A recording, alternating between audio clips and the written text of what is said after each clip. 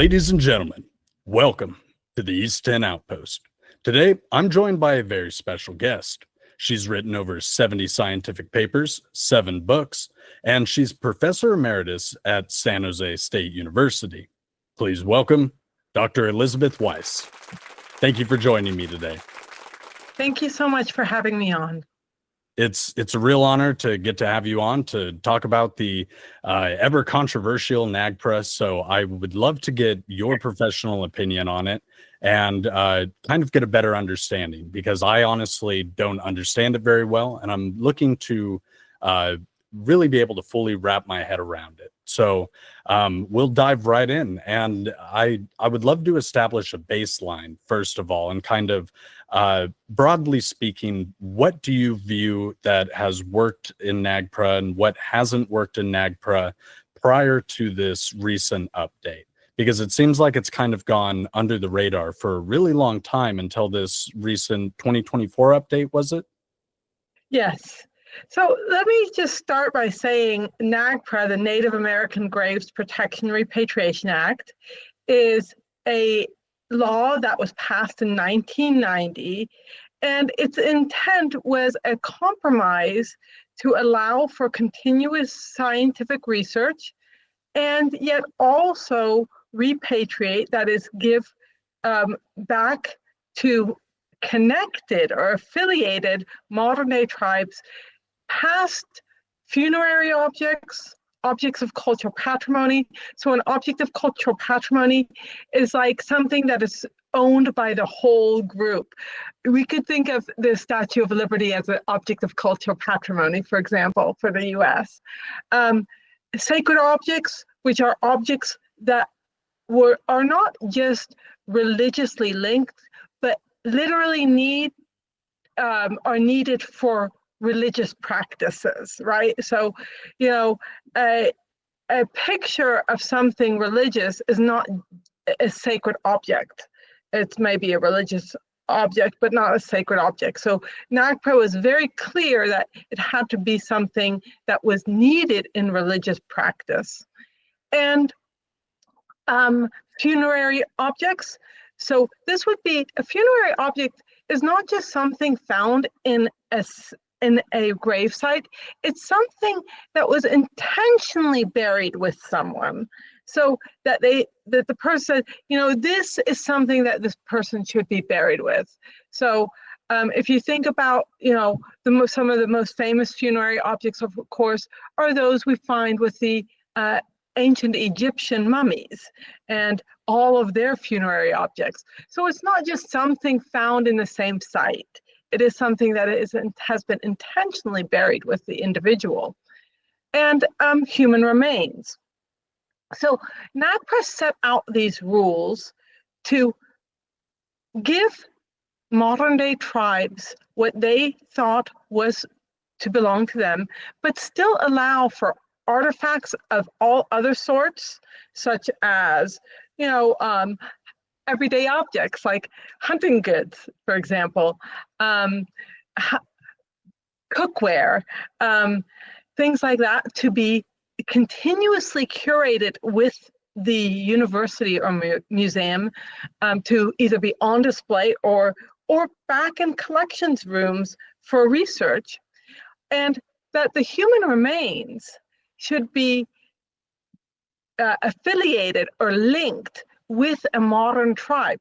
So skeletal remains that have no link to a modern tribe were also considered to be available for study.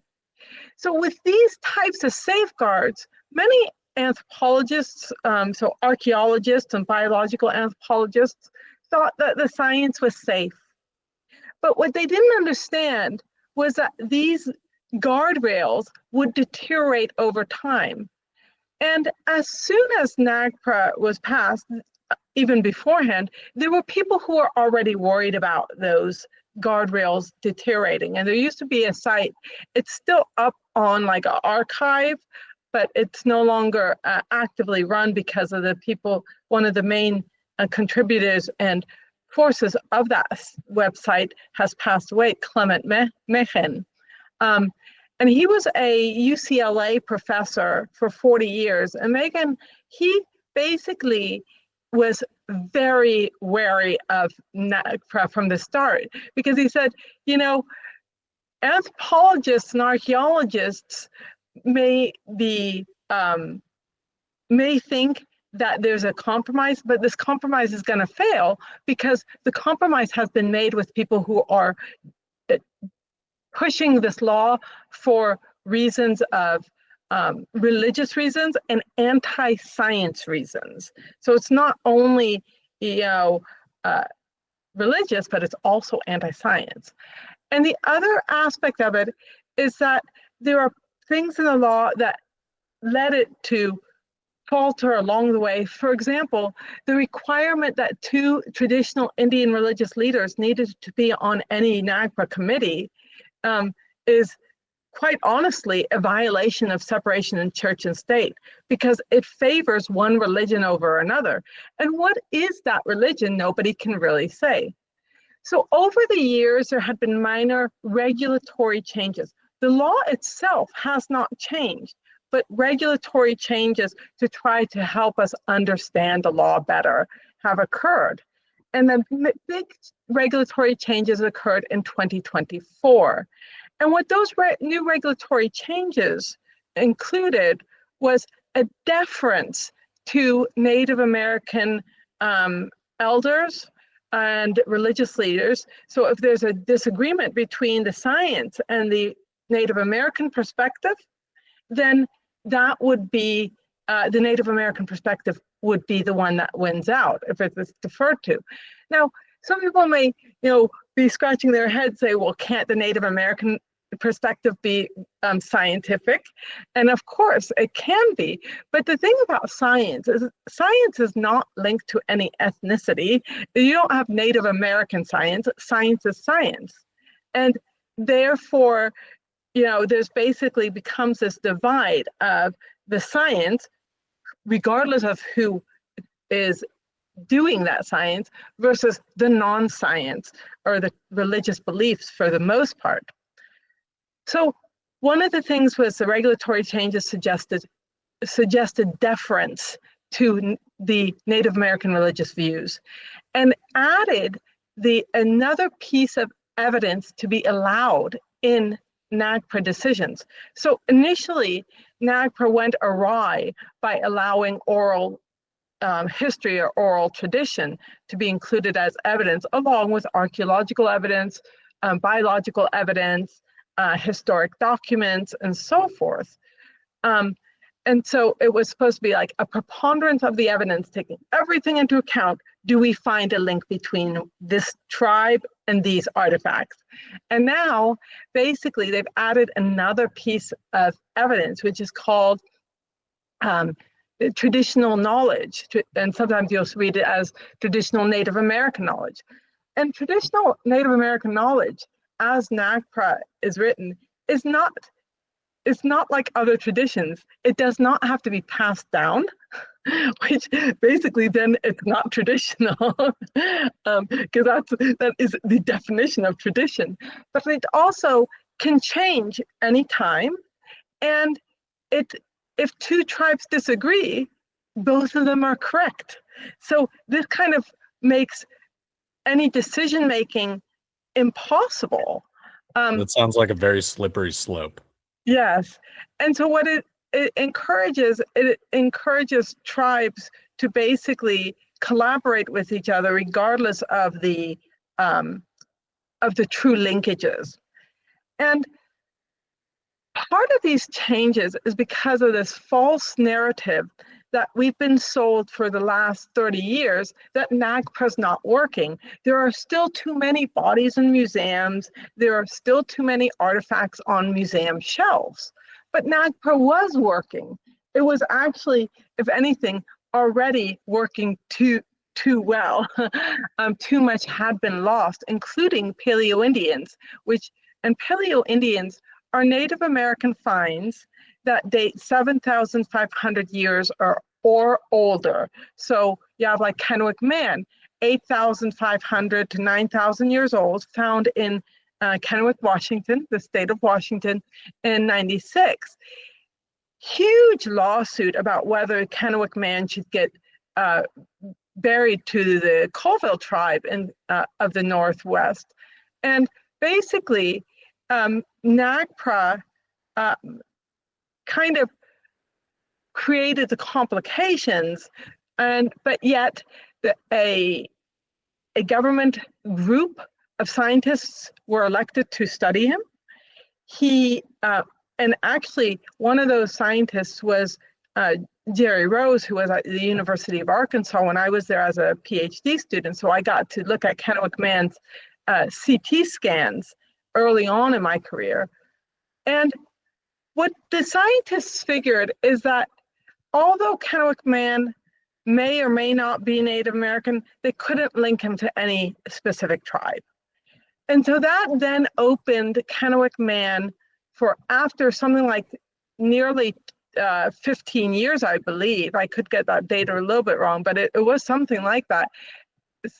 Other scientists got to study Kennewick man.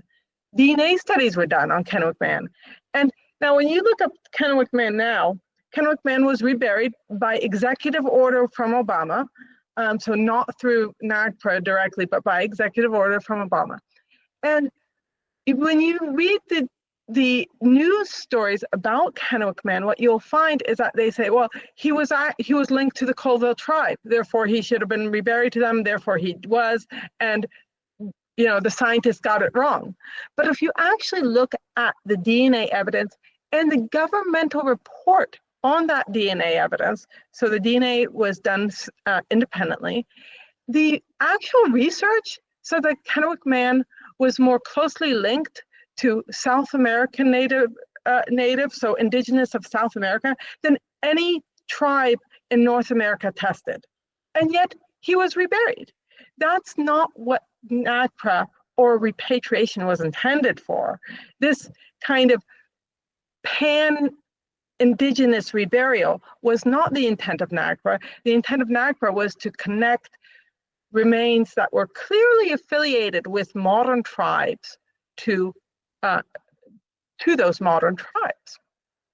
So by 2020, actually, more than 90% of human remains and artifacts that were included, so sacred objects, funerary objects, objects of cultural patrimony, were repatriated to those tribes. You don't see that. If you read the newspaper, you'd think that nothing was repatriated or just a tiny sliver. But the reason the disconnect is because what they've done is they've broadened what needs to be quote unquote repatriated over the years. And these regulatory changes, the last set of regulatory changes included things like, basically, if a Native American tribe says that this is a funerary object, it's a funerary object. If they say it's sacred, it's sacred, with no real guidelines. And whenever you ask, and I attend every NAGPRA meeting, they're all online, so I attend like every single one. And when you ask them, well, what about this? How is this a sacred object? And say, well, because the Native elders say it is, but that's not the definition of a sacred object. And so they've just basically thrown the definitions away. And so what we have now in the last year and a bit is we have repatriation going completely berserk, where we have repatriation, for example, of one of the last ones that I had read about was in Florida. There was a swamp or a pond. They found some human remains there. They also found alligator feces, fossilized alligator species, which are now defined as funerary objects. The Native Americans of the past were not putting animal feces into the graves as a grave good. Yet you cannot challenge it because Native American traditional knowledge, Native American religious information is not to be questioned. Another example of going off the rails is that objects that were clearly not Native American are being repatriated. And at UC Berkeley, there were repatriations of Ming vases, so Ming Dynasty vases that happened to be on a beach from a documented shipwreck. These were repatriated to a tribe in California. Had nothing to do with the tribe. Wow. A Spanish breastplate, like a Spanish breastplate from like the 1600s was repatriated. So that's another thing that's being lost. And then the other aspect that's being lost is replicas are now being considered sacred. So if you make a replica of something and it's considered authentic enough, it can be considered sacred. And so we're losing things that were literally meant for the display in museums that Native American artisans created because they wanted these things displayed, and they're being taken away. What we're going to see through this is a vast loss of, interesting objects, of course, that pique the curiosity of young people, but also an inability to study the past. Because even though some of this stuff that's happening in academia, like academic journals, don't necessarily have to do specifically with NAGPRA, it's the same mindset. So for example, most journals now will not publish photographs of Native American remains or funerary objects. They're like, you can do drawings, but they can't be too realistic drawings. They have to be kind of basic. They also, the other thing is that they want people to have permission from tribes for that, like, we had permission to do this study. That's another aspect of NAGPRA, is asking for permission for study. Currently, as NAGPRA regulations stand, there is no room for research without tribal permission. And you have to think, some of these where you don't know what tribe it belonged to or where it didn't belong to any tribe, you might have to ask literally hundreds of tribes for permission. And if any one of them says no, it's done, right? If you get fortunate enough that you can actually do some research, then what happens is that the tribes will still take a control and saying, well, if we don't like the results, you cannot publish them. So they get veto power over publications. This is anti-scientific. It seems not only anti-scientific, but anti-Native American education for the public. I understand a lot of the principle behind all these artifacts should belong with the cultures and stuff. There's a lot of valuable principle behind there, but at the point where they're just being erased from the public eye, people aren't able to learn about them, people aren't able to educate themselves on them. That's not respectful to the culture, and the net result to me seems like it will just be erasure and misunderstanding, or a complete lack of knowledge and understanding. Yes. Sorry, go ahead. Well, I was just going to say, where do you feel like science can actually enrich tribal knowledge? I think that science can enrich, all knowledge in a sense. And it's, the difference between science and religious beliefs is that science is self-correcting. So even when we make a mistake, it's the next generation or the next study or so that can correct it. And I think that what science does well is it puts everybody on kind of an even playing field.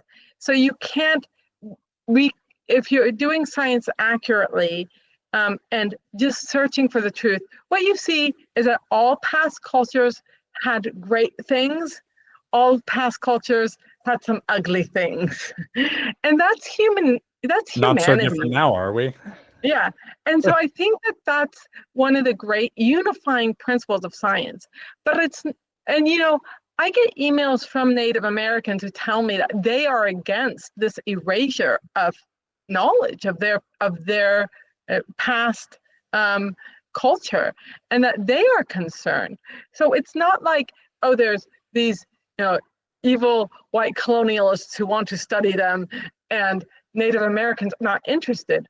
There are lots of Native Americans who are truly interested in finding out as much as possible about past cultures of the Americas. But it goes even deeper, because it's not just archaeological knowledge we're losing.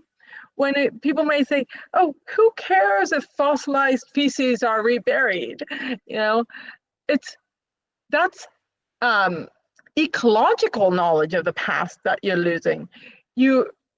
If you start reburying these kind of things, you can lose the ability to reconstruct what the past nature was like, with the environment of the past. We're going to lose the ability to reconstruct, past climates, and all sorts of things. This is going to affect geology, environmental studies, zoology, zooarchaeology. It's not just that, oh, well, this is just a sliver of knowledge and we'll be okay if we lose this, because it's much more widespread than that. But the other thing is, one of the things is that because we're dealing with people who are not interested in the scientific truth, in those people who are repatriation activists, we are going to be telling falsehoods.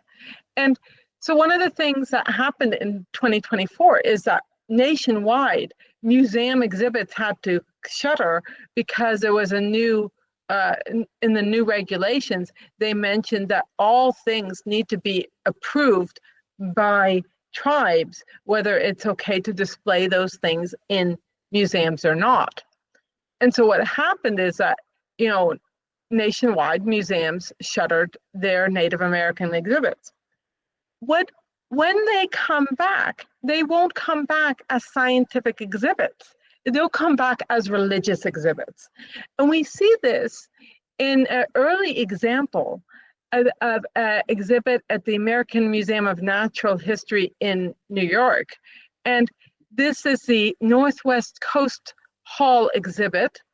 And this exhibit shuttered, I can't remember the exact date, but I think it was like 2015. It took, maybe it was even 2014. It took about 6 years to reopen it. So this all happened before the regulatory changes, but they were proactive and they thought, we're going to work with the tribe and we want everything legit and above board. And so they were being very progressive. And so it took about 6 years to get that exhibit back up.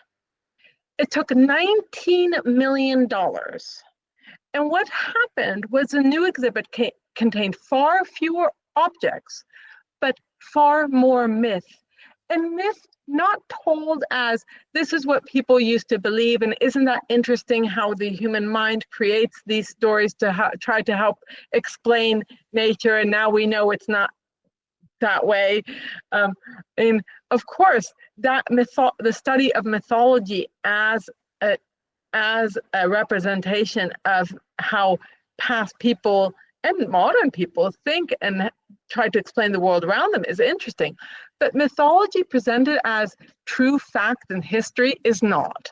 And so, for example, one of the plaques said that a historic event that occurred with a chief from this tribe who met a thunder god and rode a whale around the world. This is not a historic fact. This is myth, because there is no such thing as a thunder god, but it's presented as fact. And the other thing is, it's giving us more fears or leading people to have various fears, believe them as real. For example, there's a case with the medicine masks. And before that case, but before you go to the point where you can see the case, there's signs that say, some people may not want to look at these. These are objects of power. Don't photograph them. They're dangerous. They're not dangerous. They're not objects of power. They're medicine masks that people used to think that about, and we now know better.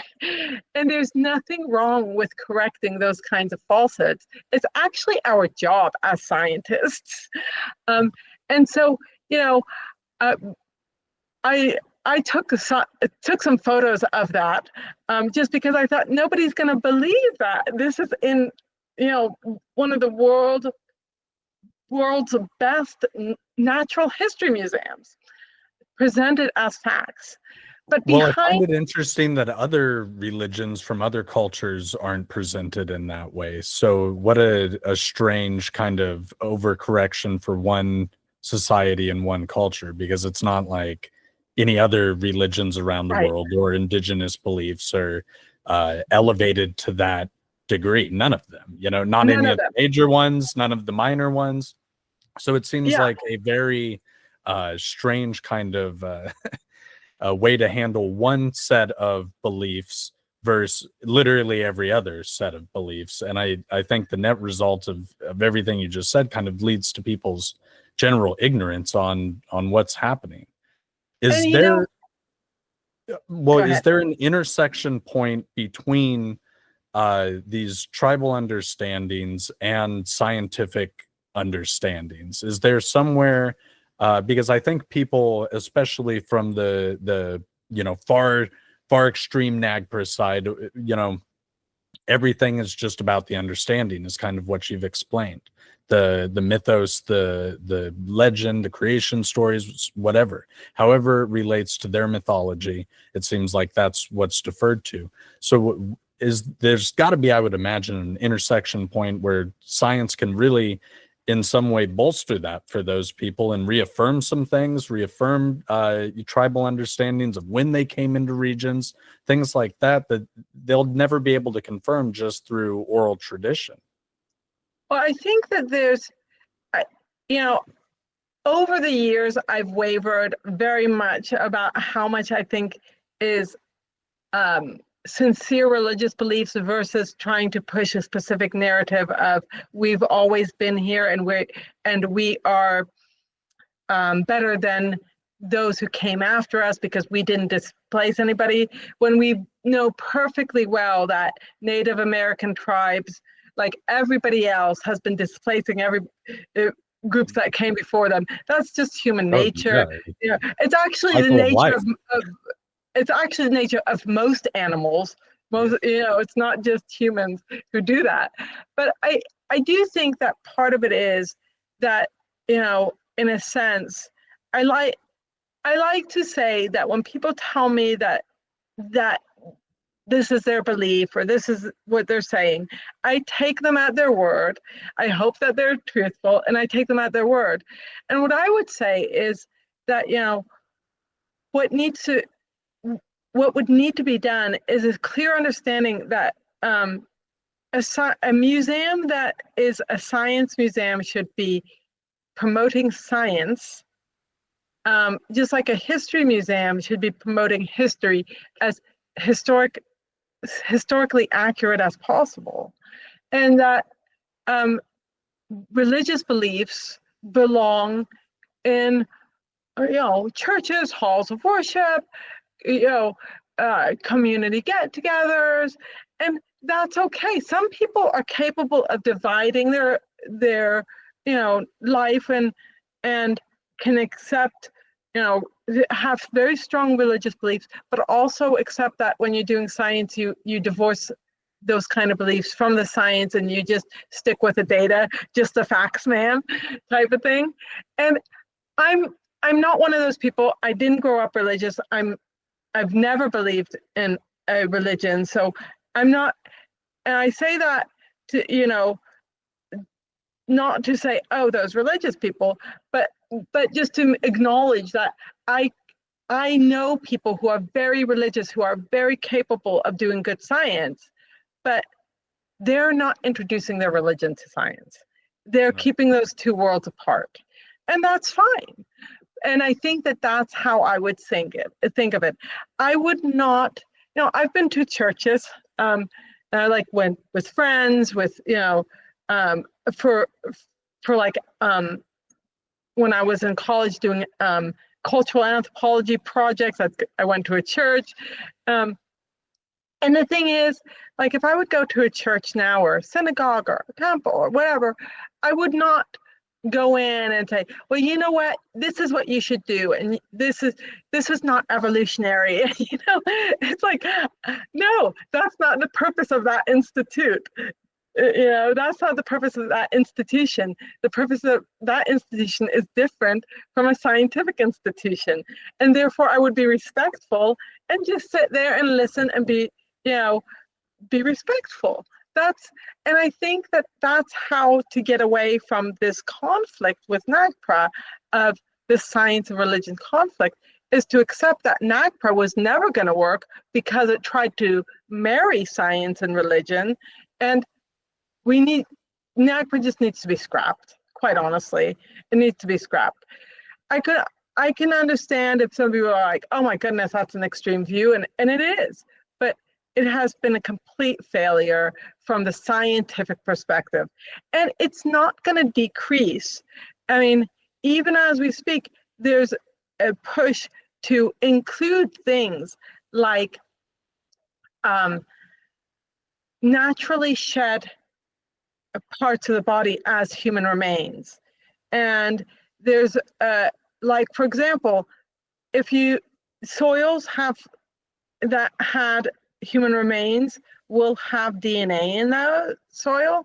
And so anthropologists are getting better and better at extracting DNA from sources that don't even have the human remains. And you think, wow, this is great. We don't need the human remains. We can go forth and still learn. But the problem is that because repatriation activists want everything back, and they want to be the ones to control the narrative, they want that part of the information too, and they want to be, they basically want now the soil repatriated, and soil is being repatriated constantly now. And so in a sense, I think that the argument like, oh, well, just give the bodies back, we still have the replicas, is not going to work, because the replicas are going to be the next on the list. At my own university, I was told that I could not have access to x-rays because x-rays were now sacred. Well, x-rays couldn't be sacred. X-rays couldn't be sacred because there are no Native American traditional religious practices that include x-rays. And yet, because you cannot win by the argument of, well, there's this knowledge, and then they're saying this, we have to defer to the Native Americans say so, then x-rays are sacred, regardless of the true definition of sacredness in the law. And so I just think that NAGPRA needs to be scrapped. And I would say that like the federal law, but also all the state laws that have NAGPRA, Cal NAGPRA, Arizona's NAGPRA, which many of them are more severe than NAGPRA. And we already have on the books laws, pre-NAGPRA laws, that protects burial sites, that protect archaeological sites from just being ransacked, the anti-looting laws. So we have those already in place. Those wouldn't go away. Like, people are like, oh, but you're just for looting and grave robbing. I'm so against looting. And looting destroys not only the site, it destroys the evidence. It's, that's not science, that's just theft. Yeah. So I think that we have those laws already in place, and they were working. So NAGPRA was an unnecessary and very harmful step.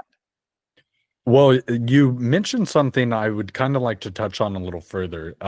It sounds like there are technologies and methodologies that would kind of mitigate our loss of the actual physical bodies. And we're not even being allowed to access that now. Is that? Yeah, that's correct. So I remember when my book, Repatriation and Erasing the Past, came out, and my co-author was James W. Springer. When our book came out in 2020 for NAGPRA's 30th anniversary, people were like, just we have 3D printers now. Just print the bones, print it off, give the real bones back. And at that time in 2020, and I don't know the state of 3D printers now, but at that time, 3D printers were not good enough to make a true replica, like the inside of the skull, for example. A foot, like if you're taking a foot has like 27 bones. It would take like 4 days to make a single foot. Like it, 3D printers were just not there. Maybe they're there now. I don't know. But it doesn't matter because now Native Americans, especially in California, have said that they wanted the replicas back. That replicas also should be repatriated, which is really an abuse of the word repatriated because replicas weren't theirs, But I knew that this was coming. I had predicted this, and people called me crazy for my prediction, and I was right. And one of the reasons why I knew it was coming was way back when I was doing my PhD in about 2000, 2001. I'm 2000. I got my PhD in 2001, so it was probably in 2000 when I was collecting the data. Way back then, I was at the Canadian Museum of Civilization in Ottawa. We're collecting my data. And of course, Canada doesn't have NAGPRA, but it has similar culture of repatriation and similar kinds of legal stances, I'll say. I was collecting my data, and the curator was, he was in the same big office space or big research space that I was in. And he had gotten off the phone. At the time, the Haida, which are Northwest Canadian First Nations people, were repatriating a collection of skeletal remains. And they were going through the museums, banging drums. And I'm not saying that to be facetious. They literally were, okay? So they were like marching the halls, banging drums behind the scenes. So this is in the curation facility. And taking the remains, and they reburied them. And when all was said and done, about 2-3 days later, the curator got a call from the repatriation agent or leader, whoever was organizing it. And he said, it's come to our attention that you have some casts of our people, and we would like those back so we can smash them. They're like ceramic or plaster casts. And so this was happening in 2000, and now it's literally written into some of the state laws that replicas can be repatriated. That is, that's wild. Yeah, and you had mentioned about the soil not even being allowed to be tested, because even if they had everything that they were looking for, they got all of the items back, they were allowed to smash all the casts. How is science being blocked from things that aren't even directly related? The soil is not related to anybody that's ever lived ever. It doesn't belong to them. Yeah. And that's what we're seeing is we're seeing a redefinition of everything around that's around any site as basically soil is being redefined as funerary objects. Feces, like fossilized feces, is being redefined as funerary objects. Natural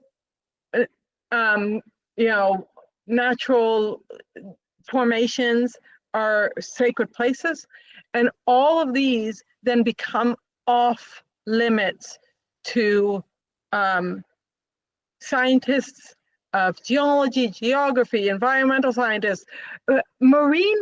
There are marine biologists who are now being affected because of certain water areas are considered sacred. So we're seeing this kind of spread out into all these different fields. What is being lost is a whole generation of knowledge from a variety of fields. And because repatriation is an ideology, it's an ideology that's driven in part by religious beliefs, but it's also an ideology driven by what I would call a postmodern ideology, where the Native American narrative is a narrative that matters, and what they say is true because they're the victims of the past. And the white narrative, or Western narrative, is to be ignored or taken the back seat because the whites were the victimizers. And this is what postmodernism is. So there's no such thing as objective truth. It's basically the world is split into those people who are victimized and those people who are victimizers. And therefore, all that you need to do to understand things is listen to the victims. It's not to say that victims of various time periods and so forth don't have important things to say, but that's not how to understand things ever. And so anthropologists kind of embrace that postmodern ideology, and they therefore supported NAGPRA, even if they are atheists, not or don't believe in the religious beliefs of Native Americans or anybody else, or have a specific religious belief themselves. And so NAGPRA made for strange bedfellows. It made for the progressive academics who are very hostile to some religions, and the religious groups that were very supportive of NAGPRA because it's another religious law. So like if you look at who signed support letters of NAGPRA before it passed, it's quite funny. It's like Baptist Women of America were one, the Mennonites, and then like the American Anthropological Association. You would have never thought that they would have agreed on something.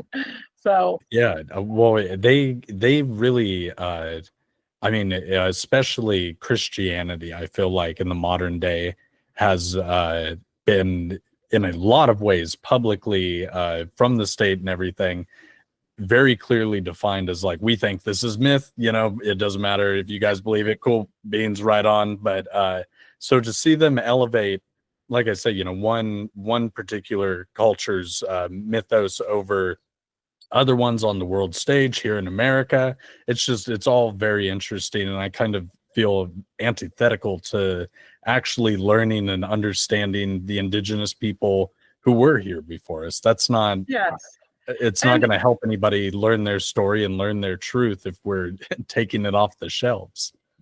And then the other aspect of this is that it's leading archaeology to be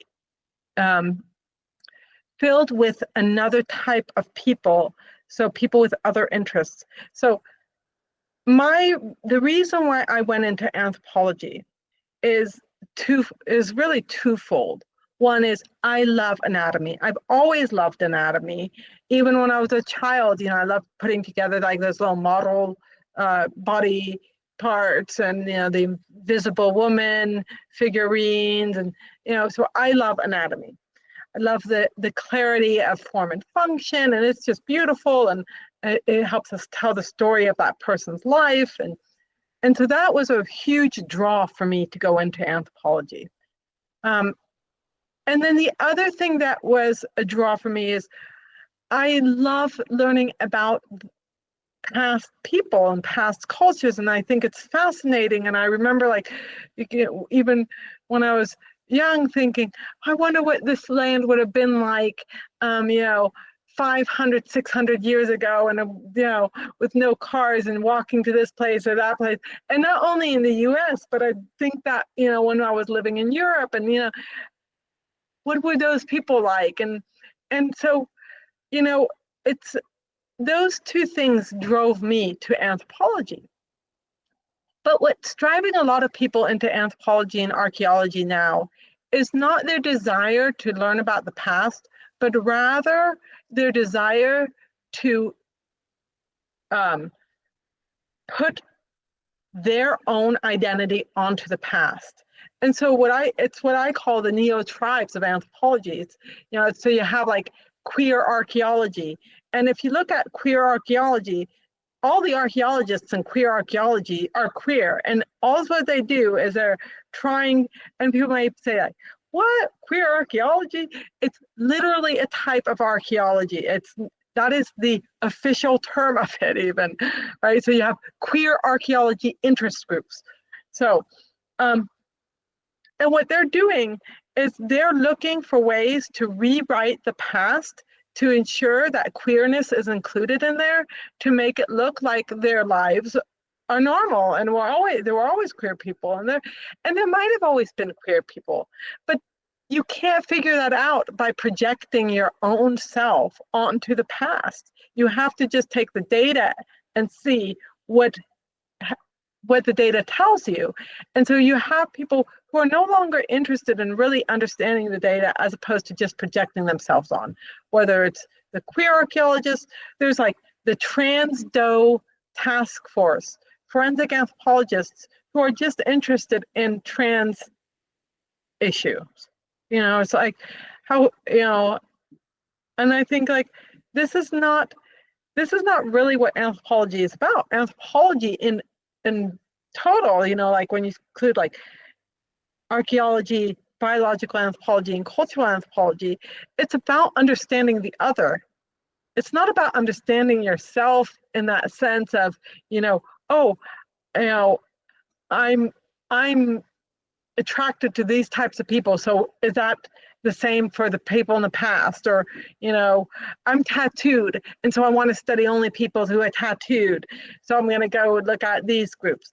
No, it's about like, oh, if these people were tattooed, why were they tattooed? And, isn't that interesting that they had tattoos that, like Otzi, the Iceman, who had tattoos that corresponded to places where he had, arthritic, severe arthritis of his joints. So maybe tattooing for them was seen as something medicinal and very different from now. And so like, we shouldn't be trying to understand the past just through our own lens of our lives. We should try to understand it at best and most accurate, even if that is different from ours. Yeah, I agree completely. There's no place for activism in academia. And unfortunately, I think we see a lot of people projecting themselves and their different enjoyments and personal lives and fetishes in some cases on pop culture, on music, in academia. It's really, like you said, a very modern push for all of this.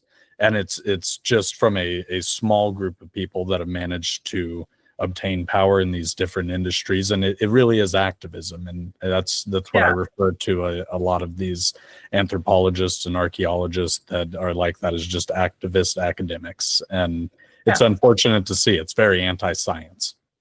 And this also spreads beyond. NAGPRA has also spread beyond just indigenous remains, and has spread to museums like the American Museum of Natural History, the Smithsonian Museum, the Muta Museum. We want to take away all human remains from exhibit. And recently I wrote an article about this kind of these disappearing human remains exhibit.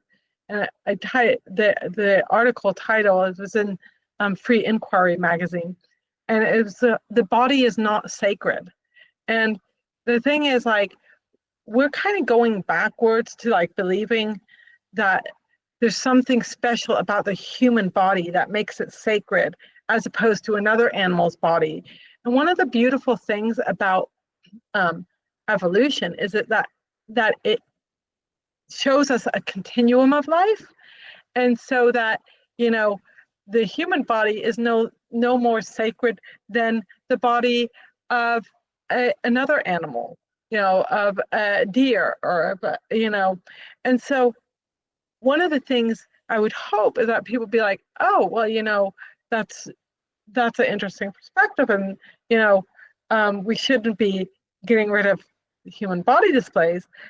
Unfortunately, you know, when I was working on this article and on this issue, I noticed that that the human specialness concept of the body being sacred from humans but not others has morphed into something even worse, because now Native American repatriation activists are arguing that animals' bodies are sacred, and so they want to rebury those too. So um, when I was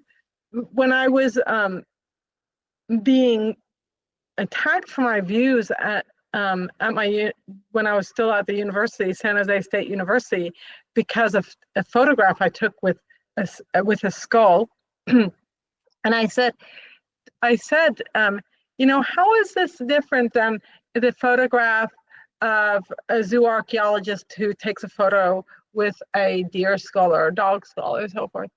And my colleagues were like, oh, it's very different because it's human remains. And I'm like, it's not different if you don't believe in a religious perspective of human specialness. I said, then it's not different. And I didn't foresee that less than 2 years down the road, or less than 3 years down the road, that this switch would come to be that, yes, it's not, humans and non-humans aren't different. They're both sacred now.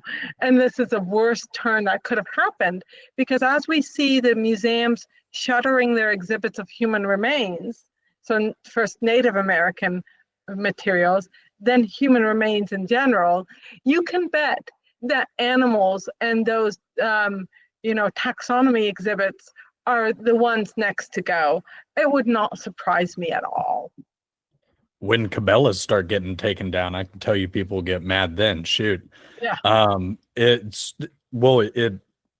It's very interesting to me, because whether it's from an atheist perspective or from a spiritual perspective, there are very few religions and cultures really that have ever existed that believe the spirit is tied to the physical body. So whether you view it from an atheist perspective or from a spiritual perspective, the body is a vessel, and that's it. It doesn't. When we die, there are very few cultures. The Egyptians are one of the few I can think of that which is one of the reasons why they're so interesting. Right. Yeah, because I mean, it really is. Everybody else kind of accepted. When we're done, I think about the Yoda quote, luminous beings are we, not this crude matter, when he pinches Luke's arm. Right. There's very few people that have ever valued the body once the essence is gone. Life, spirit, however anybody wants to look at it, from a lack of spirituality or a complete spiritual perspective. This is a meat sack. And I think there's kind of an understanding of that on a scientific and a spiritual level. So it's very interesting to see that being treated that way, because it kind of flies in the face of even religious or spiritual understandings of the body in a lot of cases. So that's very interesting to note. And the thing is that these types of changes are the reasons why I sometimes say, how sincere are people? 5 years ago, they weren't worried about x-rays. They were fine with them. Now they are. It's like, is that a sincere concern? There was one NAGPRA meeting where they were talking about trying to redefine the definition of human remains to include photographs, x-rays, replicas. And one person says, and what about NFTs? And they're like, what are NFTs? Non-fungible tokens? They're like, I'm not sure we can change the definition to include NFTs as human remains. I mean, they're just like grasping for everything. So, and it's that's why when I go, are they sincere? I'm sure there are many people who are sincere in their beliefs, but when you hear that, you're like, wow, they just want everything that they can get their hands on, and it doesn't matter if it's real or not. Well, it sounds very short-sighted in their goals because I think a lot of this comes from a place of distrust, a place of frustration from them, and I can understand that. You know, these are very personal and hot topics for them, and I get that and I respect that, but at the same time, it seems very short-sighted in that this is not going to serve the purposes at the end of the day Yeah. that I think they think it's going to serve. So my question would be, how do we repair the trust between indigenous cultures while also still pursuing scientific data? Do you think there's a balancing point there, a way? How do we get people to the table and find a common ground here of actual common sense? Well, I think one of the things you have to do is start with the fact that there will always be people who just are not going to come to that table, right? You know, Absolutely. it's just like with any type of activism, any type of fanaticism, there are always going to be those. So that's okay. But I think what you need to do is you need to have a generation of scholars who are in the field because they love the actual science, and those scholars should be, of all ethnicities, and work together as being defined not as indigenous scholars but as just scholars. And I think once we take away the definitions of people by their identity, political identity, ethnic identity, and so forth, and just deal with people as people and the job they have to do, I think that that's where we should be heading for. And one of the things is, a lot of times people will say, well, what if it was your grandma who was dug up, or and I think, like, well, I would have no problem with it because I would be interested in what her body could tell us. But these kind of things, like, oh, what if it was yours, or what if it misses the point that we don't need to. It's more about instilling a love of science than trying to say, well, you don't understand because it's not yours. I mean, my mother is German. My father, he's American, but he's Jewish American. On his family converted, but from Romania and Hungary, and Austria. So European background basically. And I can tell you, I have no problem with the excavation of European remains. I have no problem with the display of bog bodies who were Germanic tribes. I have no problem with that. And so when people are like, oh, well, if it was yours, well, it is mine in Europe, and I have no problem with it. So it's a weak argument. The argument should be that we should want to tell the story of these past people who couldn't tell their story because they had interesting lives that they led, and we need to further the science. You might say, oh, well, it's just, this esoteric science, but anthropology is not esoteric, and it bleeds into all sorts of really practical matters. We have to remember that, forensic anthropology started as an offshoot of archaeology, and most forensic anthropologists are trained in archaeology first, and are get their first experience with skeletal remains in anthropology classrooms and so forth. So that's a real, applicable field. But the other thing is that, we just, when we focus on the actual data, the past human remains, the artifacts, so forth, it's so interesting that if we can get people who are really interested in that, I think we'd find that there's a lot of common ground. Just like are people who are Catholics who still, you know, engage in anthropology and other sciences, and Christians and so forth. The same is absolutely true for any religious group. And so we shouldn't let it be this the religious activists, the religious repatriation activists controlling the science. Science needs to be done as objectively as possible.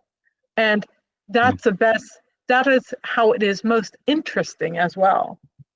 Yeah, well, you're absolutely correct, and I think more than anything, surely we have evolved as a species enough that we can divorce ourselves from the identity of I am this, I am that, because by and large, most of us are really mutts. We're a species that's been around more or less unchanged for an incredibly long time now. Some estimates kicking it back almost to 1,000,000 years. That's an incredibly long time. And even if you take the conservative estimates, that's a really long time. We are human beings at the end of the day. And I think we need to start looking at things as this is our human story.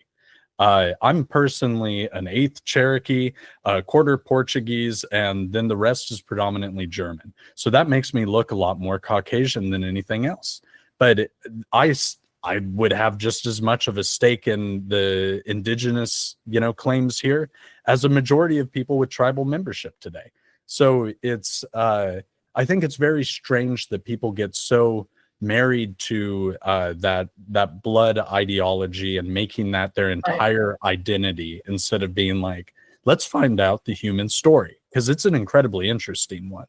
Every culture was so unique and fascinating and tells a really beautiful part of what made us who we are today, how we made it this far as a species, why we made it, Neanderthals didn't. So many different interesting things result from understanding our story. And that's what it boils down to for me, at least.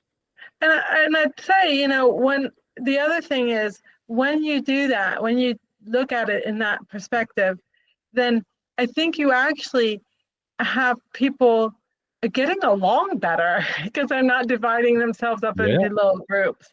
And that's another part of, the beauty of a human story. And so, unfortunately, how things are now, I think if I was a young student entering the field, entering college, would I be even attracted to anthropology now? I'm not sure I would be, because there's so much of that identity politics and activism in the field now that I don't think it would have appealed to me. And, then there's also very discriminatory policies going around that I just would not have been able to tolerate. So, for example, in field schools, there are literally field schools run out of places like UC Berkeley, where if a woman is menstruating, she's not allowed to engage in field work. She's shuttled off to do some lab work. She can't eat with the group. Her dishes have to be washed separately. And like, if I was a young student and this was my first experience in field school, I'd be like, never again, And that seems pretty 1925, not like 2025. It's just unbelievable. It's unbelievable. One of the first things that my university did when they decided to lock me out of skeletal collections, the curation facility that I had been curating for over 15 years, is they put in a menstruation taboo, and saying that menstruating personnel, they couldn't even bring themselves to say women because the trans thing was intertwined in that, I guess. Menstruating personnel were not allowed to go into the curation facility. And I thought, what the heck is that about? And I realized that, I really think that they had put that in place to kind of annoy me.